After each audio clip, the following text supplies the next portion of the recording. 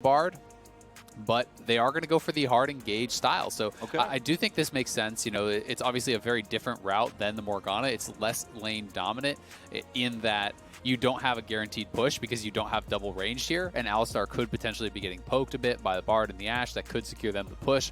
But that being said, both of these champions are going to be relying on their flash to avoid the Alistar combos. If you do get hit by that headbutt pulverize, you have the trap to follow that up. You have the trample stun coming right after that. So it is a very powerful combo, just done in a very different way than what you would see from the Morgana. You know, this is less about just auto push and take turret plates and more about just kill them.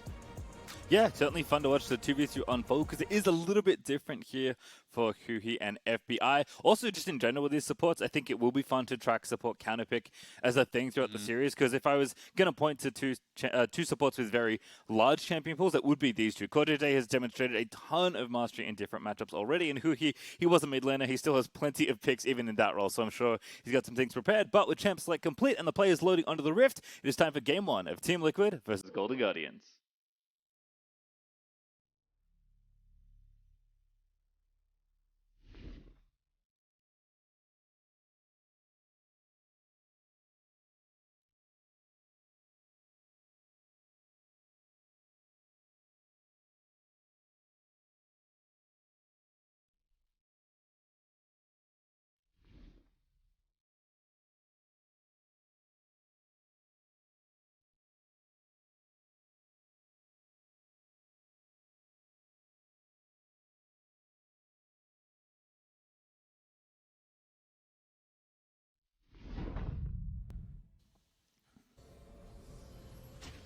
All right, we're on to the Rift for our first game between Golden Guardians and Team Liquid. A best of 5 to determine who stays in the upper bracket, who gets to play FlyQuest, and who gets to guarantee their spot at Worlds this year. There is a lot riding on this best of 5. Neither team is out of playoffs if they lose here, but winning here means an awful lot in this one single series. I mean, guaranteeing your world spot there, you know, maintaining upper bracket advantage so you keep that extra life is going to be so important going forward in this playoff format. So very, very excited to see how game number 1 plays out. You know, will TL try to mix things up a bit, or are they going to be kind of playing that more tried and true style? You know, this is a team that doesn't surprise anyone. This is a team that plays slow, that has, you know, the least different champion picks of any team in the league, but their strength is that they make very few mistakes. They have strong individual players. They rarely will make that mistake to kind of give over a lead or throw a game. If you give them an advantage, they're going to win, and this is something that they've kind of honed throughout the weeks, and honestly, they are looking, I think, fairly similar to the championship form that they had when they won 4 straight. You know, this is a squad that becomes very difficult to beat unless you can really get advantages in pick ban or push them faster than they are ready to react, and we'll have to see if Golden Guardians is going to be able to do that today. All right, well, little things here at level 1. Leashless for Closer here in the top side of the jungle. Broxah starting on the same side at his blue with a bit of help from Impact. Means Hauntzer gets to go to that lane first. But this is probably the lane we'll be talking about a lot in the early game. It's the 2v2 between Tactical, CoreJJ, and FBI and Huhi. FBI already took out CoreJJ's former lane partner, Doublelift. Now he's got a shot at CoreJJ, but it's not going well so far at level 1. Is that the extra range champion really helping out? Yep. I mean, this is kind of the thing, right? And Alistar is basically not a champion before level 3. You know, people talk about the level 2 combo. It's not really that. Ever since they added the trample stun, you know, later in, you really do need level 3 to be able to do anything. So they're just trying to stay in range and actually get experience. And you can tell that CoreJJ, you know, is actually wanting to play this very aggressively because he did go for the Spell Thieves. It's not going to be the more standard Relic Shield start. He's clearly not worried about the all-in. He feels that he's going to have enough freedom to actually just step forward consistently, you know, be able to auto and land spells to trigger the Spell Thieves Gold. And if you can do that, you can get the Sight Stone completion very, very quickly. And the added mana regeneration allows you to play it more aggressively too. Because basically their goal in this lane is to keep FBI and Huhi so low on health that they can't look for the all-in. Because if you play it passively, then there are going to be opportunities for this Golden Guardians bottom lane to look for the 2v2 kills. Uh-oh. So going to spot one. Yeah, that's not a good place to recall. Damonte already very low. Going to put Jensen to sleep, but not a whole lot left in the tank. In fact, waking him up might have been a bad call, but Jensen is going to get the ignite that Damonte found on the ground, but he's already being forced back here. And even though he didn't actually land that Q, I mean, that would have been first blood, probably, if he lands that Q. They're going for the all-in now. Yep, on to CoreJJ they go. Huhi ready with his Ignite and the phase rush on the Alistar, but with closing in the area, CoreJJ and Tactical are just going to disengage. And huhi must have missed some experience, because FBI is 3 and huhi is 2, so maybe he missed a minion there or something. But, you know, didn't actually get 3 as he went in, so you can see how short that kind of little CC chain is without the level 3, because you need that trample for the stun to follow up that little knock-up. He does have 3 now, and that is where it starts to get a little bit more dangerous, because if you can land that trample stun, then you can follow up with the Caitlyn trap and really start to threaten. Ooh. Whoa, that binding really took a right turn. Yeah, Bard tends to do that. Bard binding cheats more, I think, than any ability in the game. Like, it is insane. It turns directly sideways and binds people. You know what it reminds me of? It's like, I know a lot of the devs have been having fun, like, showing off silly things you can do in, like, developer tools, and, like, making abilities, like, needlessly large and have, like, tibbers fall out of Nautilus hooks and stuff. Bard Cube is like, maybe they just left part of it in. Like, yeah, it's fine. Yeah, exactly. They were making a Twitter meme and forgot to change it back. But we'll see how they're going to be able to do here. Closer has been spotted, but him being around there, obviously behind on the Krugs, means that, you know, TL's bottom lane can't go too aggressive. They do see him on the way out, but they do have a very significant health advantage, because it's not just the health. Like, you have to look over at the fact that they have all of these potions still remaining. Tactical has 2 biscuits and a health potion. FBI has nothing. So if he gets poked down even a little bit more, it does start to get very, very dangerous. The threat of the all-in is lower because they are playing Exhaust. It is not Ignite on CoreJJ, but they still are going to have to be pretty darn careful about it. Well, top lane here, Hauntzer actually built up a decent lead for himself. Currently up about a wave. Yeah, lots to farm, though, for Impact. So it should even out quite a lot, unless Hauntzer can kind of deny that. And, you know, I do expect this to be fairly even overall, unless you can kind of snowball the Renekton very far ahead. Then maybe you can start, you know, threatening dives and things like this. But generally speaking, I expect the Mordekaiser to be able to kind of hold on to in the lane as long as you're playing it pretty well. And Impact, very intelligently, just going to hold the wave and try to set up a little bit of a mini freeze, make sure that Hauntzer can't base there. He has got to fully push in the wave, and that's going to kind of mess up his base timing a little bit. Yep, thankfully for him, Broxah, as we know, is on the bottom half of the map, but it looks like closes up for coverage just in case. Jensen is actually getting pushed in, so there's a dive on the horizon here if Closer wants to go for it. Yeah, Damonte's coming up too, so they are setting up that 3v1. Impact would have to get out of there because he is not level 6. And it does look like Damonte is heading back, so it's not going to happen. They wanted to see if there would be some sort of opportunity, but with Broxah on the Dragon, Impact is always very smart about this, about knowing when there is the potential. There wasn't really any vision, but they know that Damonte is missing. They know that their jungler is on the bottom side, so he just steps back up. And once you hit 6, it's pretty darn hard to pull off those dives. So honestly, Golden Guardians has kind of already missed their window to really punish the Mordekaiser. At this point, you know, if you try to go for those 2v1 dives, he just ults your jungler and kind of laughs. Yeah, just keep spamming emotes in the Death Realm. As Golden Guardians were forced back as well by Tactical and CoreJJ's nice play in the bottom lane that opened up space, plus the topside pressure to give Broxah the early dragon. So right on 6 minutes thereabouts, Team Liquid do pick up the first one. It is a mountain with Infernal on the way next. But you tend not to get too worried unless, you know, 2 and then, of course, 3 start stacking up nice and quickly. So, again, Team Liquid reading the play, backing off, and then just doing the right thing, taking the objective in front of them. Yep, but look at the gold lead, right? Like, this is already concerning because Closer, you know, despite the fact that he's playing Graves, is actually down quite a lot of farm. He has spent a fair bit of time trying to cover lanes, trying to see if there's any angles for ganks. And during that, guess what Broxah was doing? He was farming. Not only did he create, you know, a minion farm advantage and obviously taking more of those jungle camps, he also got the dragon. They're just winning as far as the farm goes in mid, in bot. They are down a tiny bit up there in top, but fairly even, and TL up 700 gold as a result. Well, yeah, given that there's no plates and no kills, that's pretty impressive. Just farming it out there as Closer will be spotted by Tactical's Hawkshot, but he's busy clearing the rest of his jungle, trying to catch up on Broxah, who's already farmed to level 6, so we'll see if he does want to go for a play. Rift Herald will also be spawning in very soon, 15 seconds. Spawns around that 8-minute mark, so the next objective that Team Liquid to work towards. Because as you mentioned, Team Liquid's strength is that they play very methodical league and they rarely make mistakes. Mm-hmm. Exactly. They want to force their opponents to take swings. They generally aren't the ones who do it themselves. They are pretty happy to just kind of sit back, chill, and farm, and say, all right, you know, we're going to do this better than you are, and we are going to draft, you know, better late game than you are, generally speaking. and then their opponents get pressured into situations where they have to try to force advantages, and they have to try to take fights, and TL is very good at responding to that. Also, the fact that TL is actually the ones that get the first dragon kind of takes away any sort of worry about, rush towards Soul coming out of Golden Guardians or anything like that.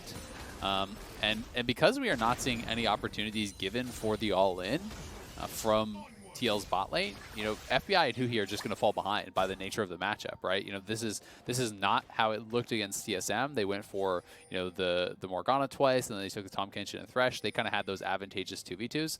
This is a kill lane, and as a result, if you can't get that all in, you're just going to fall further and further behind. Hauntzer in the top side, trying to pressure Impact, but closer again. It's tough for him to accomplish much with Mordekaiser having ulti up. Broxah also in the mid lanes. CoreJJ is starting to roam out as well. He's got Tempered Fate at the ready. Damonte will be forced to flash there by Jensen, as he was trying to scoop him in. So respectful flash for Damonte, but that's down to Summoner the next time that roam happens. Nicely done, yeah. I mean, I think it was a good flash from Damonte given the circumstance that he had to do it. But Jensen, anytime you can trade that ultimate for the flash, you are going to be really, really happy about the situation. And this is just a straight up 20 CS lead in the bottom lane before 10 minutes. So that is really, really rough there for the Golden Guardians bottom lane. Ashe is going to be set up pretty effectively, and because we're kind of through most of what is that laning phase, it's going to be up to huhi then to find his effectiveness, to find his value in team fights. Caitlyn is going to struggle because you paired Caitlyn, who is a naturally strong early laner, with a very weak laner in Alistar. You didn't find any kills, and now this kind of power trough that we like to talk about a lot with Caitlyn is going to last so much longer because, generally speaking, Caitlyn is really strong kind of like on no items, just in the early laning phase. And then you're waiting until like 2-3 items, usually 3 items, before you're really strong again. Because FBI is down on farm, because they didn't get any turret plates, they didn't get any kills. He's going to be monstrously far off that. Whereas Ashe is honestly pretty happy just on like Essence Reaver, because you can play more of that utility role, just looking for hawk shots, spotting the jungler, throwing out Ws and ultimates. Caitlyn is kind of that pure DPS. You need those items. Yeah, and it looks like Golden Guardians will be forced back again. Need to go back shopping in time before this dragon will spawn, which is in 40 seconds time. Both top laners, have teleport, both mid laners do as well. So I'm expecting a little bit more of a challenge for this next dragon here by the Golden Guardians, because giving, splitting the first two usually just elongates the mid game more than anything else, but giving 2 away does give much more snowball opportunity. But of course, spending your money before any sort of engagement is always recommended. So looks like Golden Guardians are going to finally make it back home, as huhi also going to be out on the map to roam, potentially in mid lane here, as Broxah is also shadowing Jensen. Yep, they're looking to kill off Damonte because he has no flash, right? And that's why huhi is also standing behind him. That's why Closer was in that area as well, because Golden Guardians knows that there is a window. If they kill Damonte before that dragon, there's no chance to contest. I actually don't think Golden Guardians are going to contest this, just because I think looking at the itemization, I think they're, honestly too weak right now. I do think that their champions kind of need a couple items in oftentimes, whereas TL is ready to go in a lot of roles. So they have no vision in the area. It will just be a second dragon conceded. They're going to try to trade that for the Rift Herald. We'll see if TL wants to try to contest this, because there is a potential that they could delay it with the Bard ultimate. But with Jensen going back to base, I think they're likely just going to let it go. And Golden Guardians will probably have to challenge at that next dragon. Putting yourselves at soul point is usually where people will draw the line. They're not going to be willing to give up that third for free. All right, well, good trade at least for Golden Guardians. We'll see where Closer does want to drop the Herald. Opening up the map feels very nice for this Caitlyn, who does need to collect some plate money if she can. Blade of the Ruined King done for Hauntzer as well. This is the Renekton style we've been seeing on an awful lot since Renekton has become one of the premier top laners. Expect Black Cleaver and Death Dance to follow shortly after. Yep, you go for that Blade of the Ruined King. It's really strong for the dueling, not only because of the slow, but because you're getting multiple, on-hit procs, essentially, from that Blade of the Ruined King when you're using the Empowered W. That counts as 3 autos, so you're getting 3 Blade of the Ruined King hits there. They are pushing this in, but again, it's very difficult to actually dive the Mordekaiser. You would have to try to kill off the turret first, because Mordekaiser can just pick and choose who he's going to fight. They did lose some plates, I believe, on that bottom side as a result of this, because Tactical was just chilling down there farming, would have been able to push that in. But we'll see if Golden Guardians can get themselves into a comfortable position before this next dragon, because really, it's the race to power for that third dragon. Both teams know it's probably going to be where they fight, and both teams are going to try to get as powerful as possible for that inevitable third dragon fight. Well, kind of fun to see everyone like sneaking in the mid lane and then everyone disperses. They realize that the jig is up. Curious to see if Golden Guardians though can kind of hang with TL's pace of the game. This is absolutely the pace we are used to from Team Liquid. Like very deliberate, very methodical, and again, forcing you to make mistakes more than enacting plays of their own in most of the situations they're in. Where Golden Guardians, they did the opposite against TSM. They just played super clean early games and converted very well. So without the sort of lead, in fact, it's Team Liquid that just from farming and how this game is going, have actually very significantly. They're up 1,500 gold with no kills and no towers taken. And that's why I'm so concerned in this game for Golden Guardians. You know, I think it's pretty much just going to be decided the third dragon. I think if Golden Guardians go to the third dragon, fight and lose, the game is just over. Because you know you're playing TL's style, you're playing TL's pace. They are the ones who are so adept at playing this style, and Golden Guardians, you know, their brand of League of Legends, the way that they have won games has very much not been this. It has been pushing the pace. It has been getting, you know, big early game leads, even in their playoff series against TSM, and it has been snowballing those advantages. And that is where they are really, really successful when they are winning. So, you know, we'll see if they can kind of match TL's style. But for now, like, this is a dream start, it feels like, for TL. Yeah, based on the evidence we have been presented, you would assume no. But we'll certainly have to see. To quote the advice of one SKDJ mid laner, Big Benson, just win the fight, you know? Just win. Much easier when you just win the fights. Just kill him. Tempered Fate. Oh, poor Sherry. Nice roam by the CoreJJ. He's everywhere. He's got the Swifties on. He's roaming around, protecting the towers. No plates, of course, to farm off. That's dropped for now, as Impact just going to collect their 25 extra gold from the Rift Herald. And even Golden Guardians, one little thing they had, stopped by one and only CoreJJ. Exactly. I mean, that was what their trade was for the last dragon. Huhi and FBI looking to roam around here, but they are spotted by Broxah, who gets out with that easy ward hop. So, you know, that was their trade for the last dragon, and it got nothing, right? It got really nothing at all. Because CoreJJ was in the right place at the right time. You know, people are very aware of the Bard ultimate and that interaction. Obviously, with the Rift Herald at this point, it happens pretty much every game that the Bard is in. So teams are trying to get better at actually avoiding the Bard, you know, waiting to drop it away from him. And that is why Golden Guardians did go up towards that top side to try to get it done. But CoreJJ was able to anticipate where they would be. He was on the roam, matches that, and denies it. So all their towers are still very, very healthy here on that TL side. And their item completions, you know, have started to arrive. Obviously, you know, Broxah has his Warrior done for a while. Nashor's is done. Blade the Rune King is done. You know, Impact is going to be on components because he's trying to stack a lot of armor, knowing that Renekton and Graves, the only ones that he would really be interacting with, are physical damage. So he has quite an effective build despite not having a full item completion. And as we can see, you know, Caitlyn's not even on IE. So Ashe with Blade of the Rune King is massively more powerful, especially because Tactical is actually up 2 levels. That's a really good sleep, but a better flash portal for CoreJJ to make sure he gets out of there. Potentially opens a window for Golden Guardians to look for the repick or just take the dragon straight up. But Broxah going to try to pick off FBI, slows him down. The arrow is not going to hit. But Golden Guardian's going to have to respond. Ace in the hole there onto Broxah, who he needs to get a range. He's got the flash, he's got the ignite, but slowed off by those volleys means that Golden Guardians cannot return fire. Yeah, and Tactical actually has spent all his mana. So that is a little bit concerning, I would say. You know, going into this dragon fight, not only does he not have an ultimate, he has no mana whatsoever. But FBI, no summoners on him. Broxah did commit his flash for that, but it still means that something like Impact flashing onto the Caitlyn and just ulting him is pretty much guaranteed death. Ooh, oh, nice engage. In there, over the wall, looking for a CoreJJ again. Now going to get stunned by Hauntzer. Collateral damage is going to give Renekton that first blood as Golden Guardians find themselves in a 5v4 around the dragon, but here comes Impact. The pinch is still on here for Team Liquid. Is Damonte going to find Tactical a very good sleep? Going to just completely demolish the health by Damonte. Going to flash in and finish off Tactical. The dragon goes over. Golden Guardians get the kill and the objective. So they're going to open up this game finally. A big win there for Golden Guardians. That is huge for their chances in this game. Credit to huhi finding the engage. But CoreJJ, with a very rare mistake there, misplaced his portal. So, you know, once he comes out of that CC, instead of portaling away over the wall to safety, he just portals straight into the waiting arms of Hauntzer. Blast Cone, flash, engaged. CoreJJ had to be quick, was not precise with the ultimate, so the portal leading him straight into Hauntzer. And then TL fairly split here, and Tactical moving forward does get caught by the sleep through the wall. Really nicely done there by Damonte. Over the wall he goes with that stolen flash, taking down the marksman as they secure that dragon for themselves and deny the possibility of TL just getting towards that immediate Dragon Soul. Yep, had Ignite as well from the spellbook. So Damonte, an easy pick up there with a super nasty bubble angle onto Tactical is going to give them 2 kills, first and second blood, plus the Dragon to stop the snowball. As you mentioned, that means IE is now done for FBI, Umbral Glaive is done for Closer, and Golden Guardian is going to close what was a unhealthy-looking gold gap in the early game to just about 500 between the two.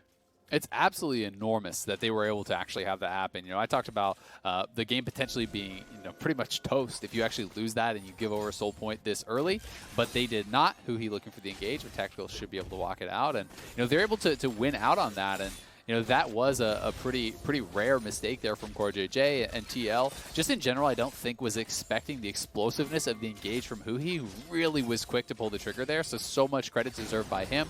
They were getting punished in that 2v2 because of this Alistar pick not really being able to contribute to that laning phase, but it comes up big at the Dragon fight, so we'll see if he can continue to do that. Well, it looks like the duos have swapped top lane for now. There's also a second Rift Herald on the menu if teams do want it, so I imagine that's why there's a bunch of activity here with the Dragon being down. Damonte trying to push in the lane, but Jensen, of course, with a nice farm lead and just being Azir with the Nashes, able to push that in nice and efficiently. So potentially some activity here for this Rift Herald, as Broxah is lying in wait around the shrubbery. huhi is going to spot him, but gets kicked first. As Damonte going to get scooped in again, has his flash, but now going to be forced to use the stopwatch. Has his teammates nearby. Ooh, he gets kicked backwards there, but the arrow is also going to miss as Damonte dips down for it now, and now the near side of Tactical with no flash has to be a bit careful. Jensen goes drowsy, Tempered Fate catches 2, but FBI needs to kite it out. He's getting exhausted. huhi also getting attacked here as Tactical will miss that paddle star, but still kiting forward here for the rest of Team Liquid as Golden Guardians looking pretty unhealthy in the HP department. They are, but thankfully for them, there's no objectives for TL to go and get. The Rift Herald did despawn. It's post 20 minutes, so up comes Mr. Baron. And both teams will back it up. Nice sidestep on that arrow from Damonte. Credit to him. Would have been an easy kill had that Ashe arrow landed, but both teams actually played very well to protect their vulnerable members. When the sleep landed on Jensen, Tactical is stepping forward. They went out on that health trade, and despite the fact that there's no Rift Herald for them to grab, Tactical is able to move up towards that top side and grab himself that top lane turret. So it's actually the first turret of the game, post 20 minutes. Very late, probably one of the latest first turrets of the split, I would assume. We'll see if Tactical's going to get punished, though, because he is way far up. They don't know who is with him, so they won't decide to go for the play. Yeah, it definitely speaks to the pace of the game that TL was setting early on, with that tower falling so late. Hauntzer also gets a nice big wave push into bottom lane, but can't stay around with no vision, so Impact's going to scoop that wave up and be A-okay. That does mean Tactical is the first to 2 items in this game, has the Runins now finished alongside of the Blade of the Ruined King. We have seen a lot more Essence Reaver, i.e. earlier on the Ashe builds, but Blade of the Ruined King also very good on Ashe, especially if you're trying to get ahead a little bit earlier in the game. So something else that I haven't talked about yet is the Phase Rush Alistar, and honestly, I'm not sure if this is a mistake, because by the time you proc your Phase Rush, you're going to have used all of your combo, and you're just going to be kind of auto-attacking. Perhaps the idea, and this is kind of just theory crafting, because honestly I've never seen it. Generally people play just Aftershock pretty much always. I could see the thought process being, I go in, I use my combo, I proc the Phase Rush, and then I run out, and then I'm able to escape, and then get a second combo later in the fight. And if that's the idea, pretty cool. We'll see if that's going to be able to actually work out here for huhi. But as far as the survivability, you're going to be incredibly reliant on that ultimate, because you're not going to have that kind of big boost of flat stats that Aftershock would give you. Well, it is Cloud Soul, so there's definitely some zoomy potential, depending on who grabs that one. Excited to maybe see huhi running at Aurelion Soul tier speeds. But for now, he's just chilling with the movies around the mid lane as Golden Guardians have made this Dragon dark. huhi gonna get the combo down. Tempered Fate gonna try and save Tactical. The rest of the team is flashing in. See you later, Ashe, as Closer's gonna be the one to seal the deal. But TL's on Baron. We gotta get a look at this, because this is a 2-man Baron happening right now with the Azir. And I'm pretty surprised, Golden Guardians, they've got to figure this out. Yeah, there it's spotted now, but can they actually even do anything? I think they're too far away, so they're going to TP over. Hauntzer's got to buy time here. Try and kill the jungler. That's the best way to do it. Damonte going to flash in. Instantly knows he's going to try and take down Broxah, but Broxah is actually dueling the Zoe and winning, but now he's dead. The sleep just in time comes through as Hauntzer is going to chase in onto Impact. He's going to flash out of the way, but Hauntzer following flash for the stun. He is going to be shot by FBI as Golden Guardians just in time sniff out the 2-man Baron. That is really big for them, and I do think getting caught in that mid lane is kind of what gives it up, right? You know, when no one comes over to respond to your two members being attacked, they had vision on the Dragon Pit. Okay, we know TL's not there. You kill their bot lane, mid lane, no one comes to respond. Where else are they going to be? They're not showing on any of the lanes, so they had to be on the Dragon. And now it's a counter Baron attempt here from Golden Guardians. It's going down kind of slow. We'll see if they can actually finish it. The Spellbook Smite came through from Damonte. They're going to get it. Very well played by Golden Guardians. Had all the tools they needed. Huhi not going to escape alive by the looks of things. But the rest of the squad is going to zoom on out. Ooh, Face Rush actually putting in some work, but Jensen is going to get the kill. It's one fast cow, but he still goes down. And Golden Guardians punishing TL. Back-to-back objective fights here. TL stayed committed to that. I feel like once Tactical died mid lane, you had to pull off. It was very obvious what they were doing. Instead, they wanted to try to commit to it. They wanted to try to go for that big play, get the big lead. They fail in that, so now it is Golden Guardians with that Baron buff. But TL in position to take the Dragon means they're going to put themselves at soul point. So honestly, not that bad in the big scheme of things. We'll see how much Golden Guardians can get as far as gold is concerned from this Baron buff. Because remember, all the outers are up. So there's a lot of gold available, you know, for a Baron up push to actually claim here. And we'll see how well Golden Guardians is able to do nice that. Arrow. Good combo. FBI has just gone tactical. Finally nails an ulti. And Team Liquid going to push that Baron power play off a lot further back than they would like. They're going to take the mid outer down as well. Have control now back of the push that was going to begin. Going to have to wait 25 seconds for FBI to come back and start that siege. Hauntzer at least going to start work on the bottom side. He will get this outer tower nice and easily. Yeah, that is nice for them. But I've got to say, pretty brazen play by FBI to just step forward there. All 5 members missing on the map from TL, and he just walks up and auto-attacks him. This is the previous play before the Baron attempt did come. So again, out of fog there, in goes huhi. And that was actually pretty cool. The phase rush did get value there. So he procced the phase rush with the initial combo and then was able to stay up on top of his target with the phase rush, you know, with that trample to actually get the auto attack stun afterwards. So maybe that's where he's looking for value in this situation. We do see a very close duel. Look at how low Damonte was. The flash heal came through from FBI so that Damonte wouldn't die to the burn and was able to finish off Broxah, allowing them to get those kills, get the Baron, put themselves in a lead. And we can see in the bottom left of the screen, Golden Guardians picking up another outer. They're now going top lane. They will get all 3 of those pretty much for sure. And now looking for Jensen. Yeah, CoreJJ actually just going to tank the incoming Paddle Star as a result. Eats a bit of redemption damage as well from Zoe, because again, she found it on the floor. But mid lane outer goes down. Still 30 seconds left for the Red Bull Baron, but Impact is getting things going in the bottom half of the map. Goodbye, tier 2 bottom lane. I've got to say TL handled the Baron buff very well. The fact that, you know, it didn't kind of get out of control. It's just the 1,500 gold. Like, that's basically their Baron power play was taking the Baron. That's about it, right? Because they got a good pick onto FBI. They punished him, you know, without having those summoners and stepping too far forward without knowing where TL was. That got them a kill. They took the mid lane turret off that, and then they're able to trade that bottom lane tier 2, that impact grab for what Hauntzer would be taking on the top side. So they keep the gold close. They are at soul point, and in the long run, honestly, you'll take that trade. I think TL, as funny as it is probably happier than Golden Guardians about these last couple minutes, even including that Baron take. Yeah, especially with the soul factoring in. Yeah, have to see. exactly. I mean, now Golden Guardians are forced to fight every single time it spawns. Next time is 225. But people are getting stronger. Hauntzer working on the Death Dance pretty quickly. We actually have 2 items done for Impact as well. So he's got 2 damage items now finished. The Rylai's alongside the Leandries.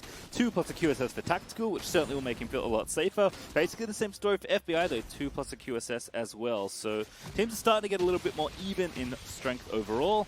But it's going to be just a lot about how they handle these objectives. And we have 2 major ones spawning in 2 minutes. Yeah, it's also going to be concerning because you're going up against a team that has Soul Point and a Mordekaiser, right? So it's actually not a 50-50. If TL has the inside track on a Dragon, you just rush it down, and Impact flashes over on Closer and presses R, and now Closer doesn't get to play the Smite game. It's just Broxah against no one. So that is a big concern. And we don't see Closer working towards a QSS yet. It is just FBI who has one. So, you know, if I'm TL, I'm trying to make sure I'm at the objective early. I'm trying to make sure I have vision, and I set up, and I look for that exact play. All right, well, Golden Guardians the first to set up that vision. They do have 2 control wards in the river. CoreJJ, though, ever vigilant with his vision usage. unsurprisingly, the highest vision score in the game, is going to at least get some defensive vision down. Jensen is going to path over this control ward, going to be slowed down by Closer, but thankfully for him, there's no CC in that brush, just a Graves. Yep, going to be able to get out of there, no problem. But as you said, Golden Guardians did have the inside track. Unfortunately for them, because they lost control of mid lane, it means TL get access to the river, so they get to put down some of those wards.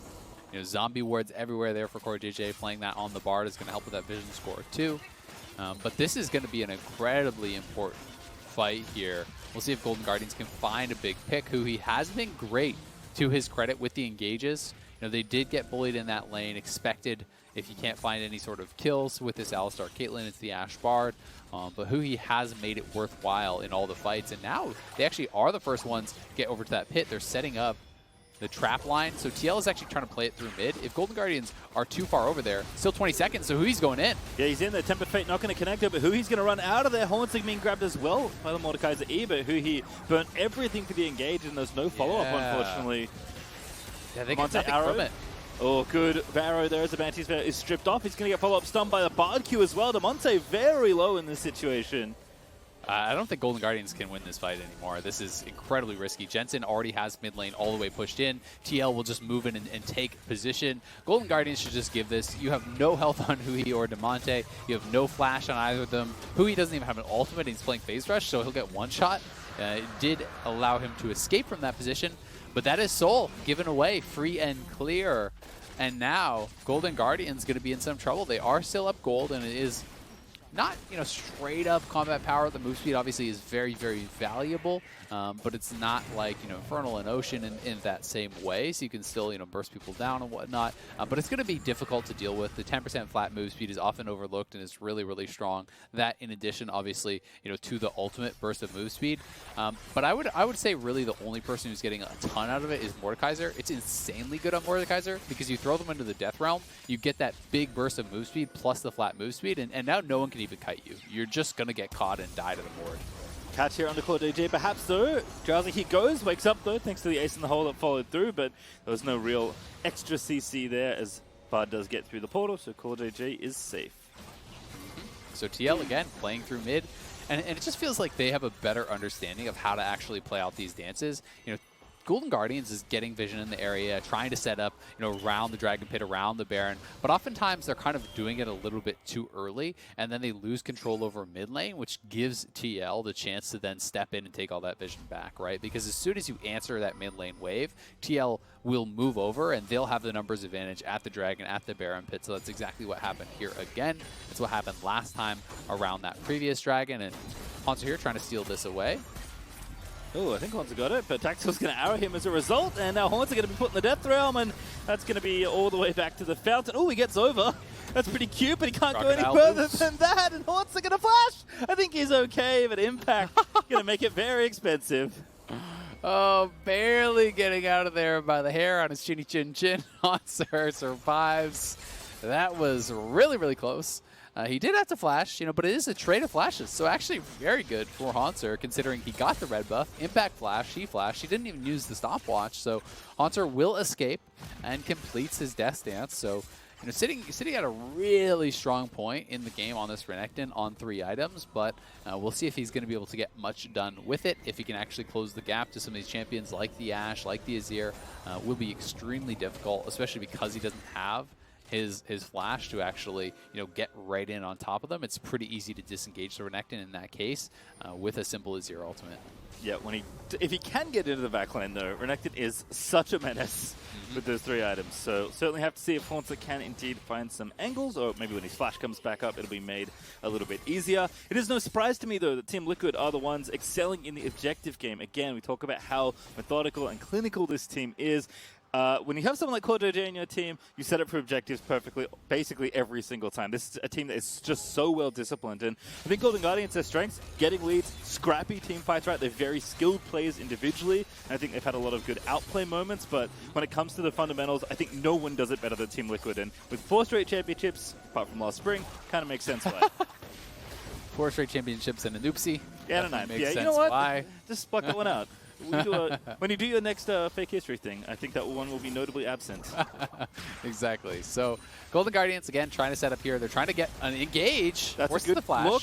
Tactical force flash out, though, as you mentioned, but the stun lands in with the arrow. Huhi, though, in his ulti is Hauntzer. Going to try and rip into the back line. Tactical to target, but he got put in the death realm, and that's a real bad time. It's a timeout time for Hauntzer as Impact. He's going to look to take him down, but he's in the stopwatch now. Hauntzer will be felled at the end of it all. Tries to heal up, but it's not enough there as the rest of Golden Guardians must turn tail and run. Yeah, they're going to be forced back. FBI had to flash out of there, too. And you see Hauntzer going in, this big threatening Renekton. Gets exhausted, and, well, that's pretty much the end of it. Can't do much after that. So TL, they get the kill. The cooldowns are off of a lot of the members here of Golden Guardians, so they will just start up this Baron knowing they can turn onto FBI pretty easily. And we'll see if he's going to step too far forward, because TL are burning down the Baron, but it still has a lot of health, and we do have to remember that Closer has Flash, and he has Smite, so there's always that possibility of a steal here. They're just going to try and read it by the looks of things. Baron is very low, but the fight is breaking out. They're going to finish it off. Broxah actually getting low. Does have to safeguard there, but Impact also low as FBI will be felled by Jensen. Good pick there from Team Liquid as they barely hold on around what was looking like kind of a chaotic Baron. CoreJJ is going to get tagged, but there's no follow-up there. And TL actually decide that the safest thing is to just back off the Baron entirely and reset after getting their picks. Yeah, I mean, look at the health bars on Broxah at Impact. You got to get out of there when you are that low. They did kill off FBI, so that's kind of what they gained by going over towards that Baron. But Golden Guardians did a good job, I think, stopping that and making sure that it wasn't the Baron take itself that could have potentially been game-ending there.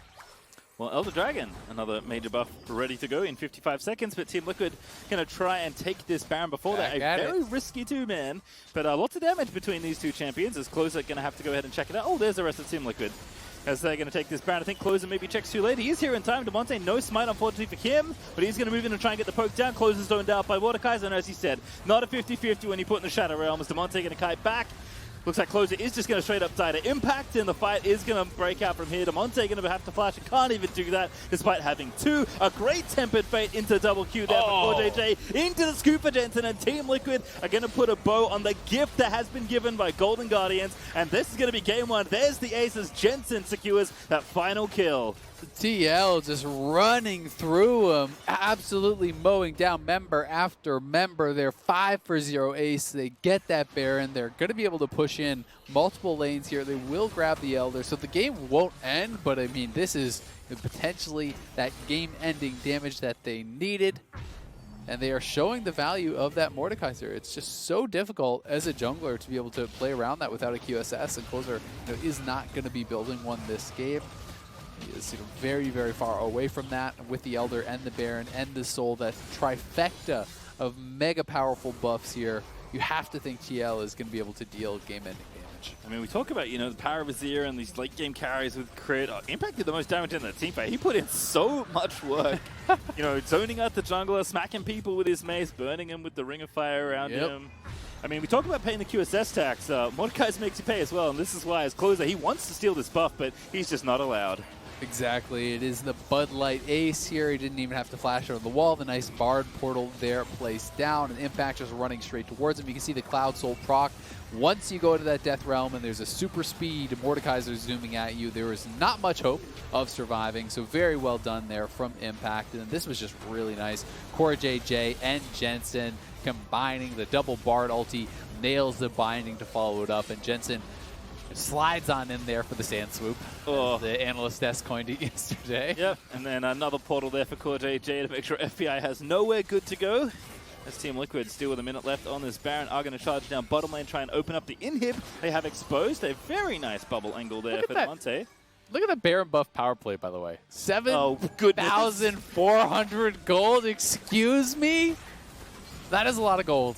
They are very rich. When they started before that replay, I think they were like 3K ahead. That's obviously a lot more than that now. They're going to break two inhibs here, one in bot, one in mid. And as you said, the play they made was basically you know, taking the step before the final one to close out this game. And now the final step is being taken. Golden Guardian's going to be pushed up to their fountain. Tactical going to get chunked up there. Huhi's going to have to be the hero, and no heroics he can find. He dies in his ultimate because TL just have too much damage. Now it's a 5v4 that you cannot possibly win. FBI melt to the power of Elder Dragon, Cloud Soul, Tactical, and Team Liquid going to claim the first Nexus here in this best of 5 series. Make it 2 more for them, and they'll be off to Worlds and back towards the finals once again. It's not just playing with their food in the fountain. Closer going to get a parting kill onto Broxah, but that's all the good news left.